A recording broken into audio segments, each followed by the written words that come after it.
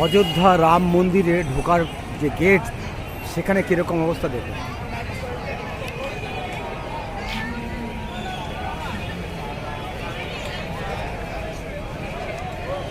এখান থেকে প্রায় 1.5 কিলোমিটার মতো হবে যে ভেতরে যেতে, 1-1.5 কিলোমিটার গিয়ে তারপরে মন্দির দেখা যায়।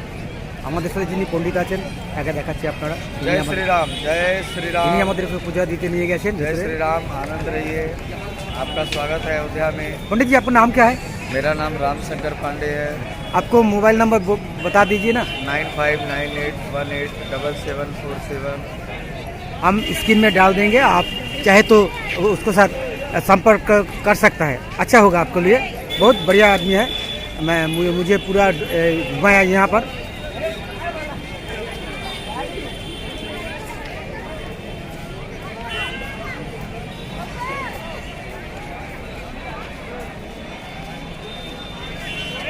এখানে হুইল চেয়ারে করে ঘুরতে পারেন আপনারা।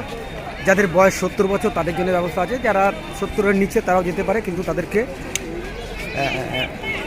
কারণ দেখাতে হবে যে কী কারণে যেতে যায়, অসুস্থতাটা দেখাতে হবে। তবে তার পাবে সুবিধা 150 টাকা করে নেয় হুইল চেয়ার, এবং তারা ভিআইপিভাবে ঘুরে আসতে পারবে ভেতর থেকে, মন্দির থেকে। এবং তার সাথে একজন করে যেতে পারবেন তার সঙ্গে।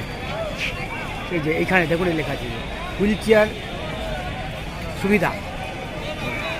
ওখানে কিন্তু একটা আই কার্ড লাগে, আধার কার্ড হলে ভালো হয়।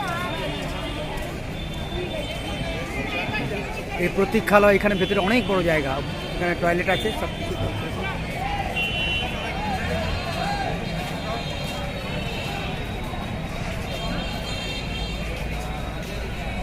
এই মেন রাস্তা।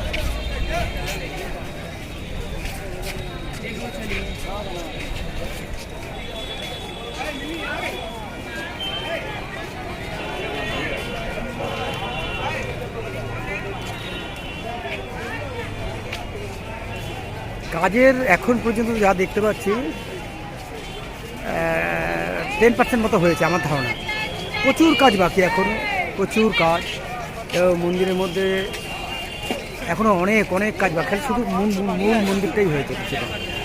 এবং তার আশেপাশে যে কাজ চলছে প্রচণ্ডভাবে। দেখলাম বড় বড় ক্রেন দাঁড়িয়ে আছে, কাজের মন্দিরের উপর দিয়ে ঝুলছে, কাজ করছে তারা।